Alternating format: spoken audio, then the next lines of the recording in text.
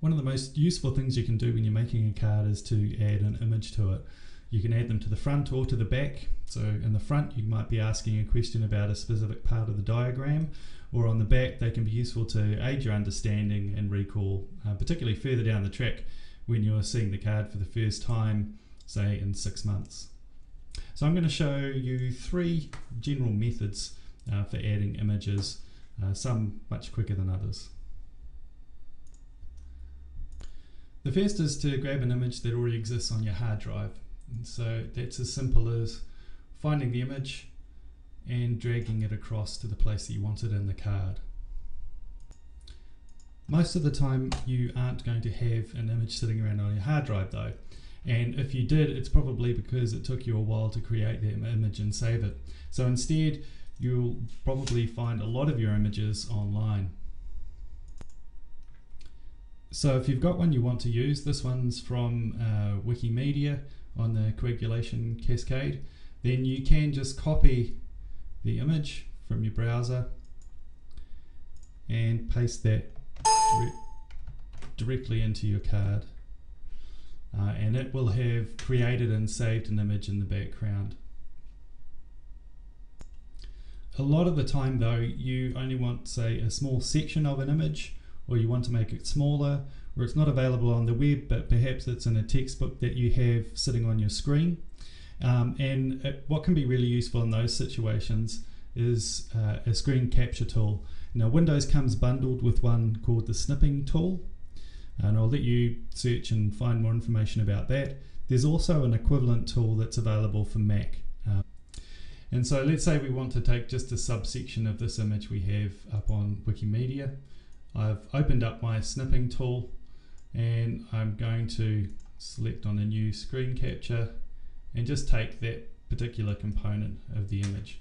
Now that's copied it to my clipboard.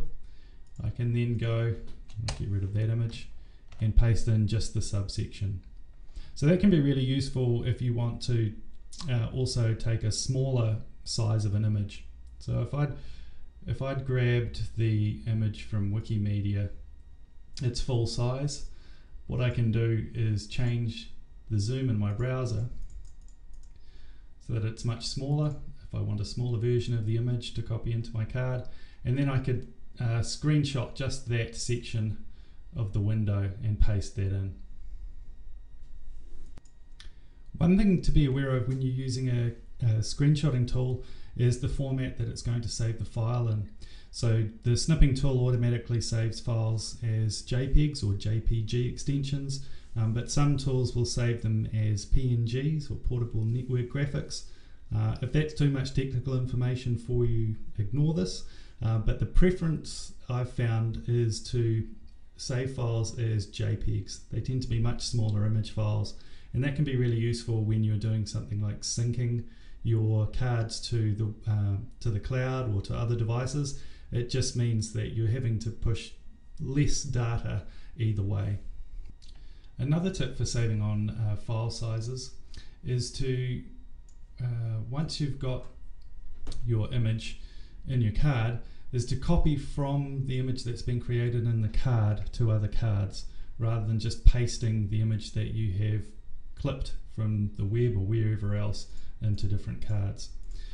When you've pasted the image into Anki, it's actually created a copy back into its media folder, and so by copying then from the image as it stands in your card, you're making sure that the different cards are referring only to that media image rather than to a new version of the image when you paste it each different time. And so again, that can save file sizes and the amount of data that you're pushing to the cloud or taking down from the cloud. If you're not using multiple devices or you're not using the Anki Web Cloud service, then that will be irrelevant to you.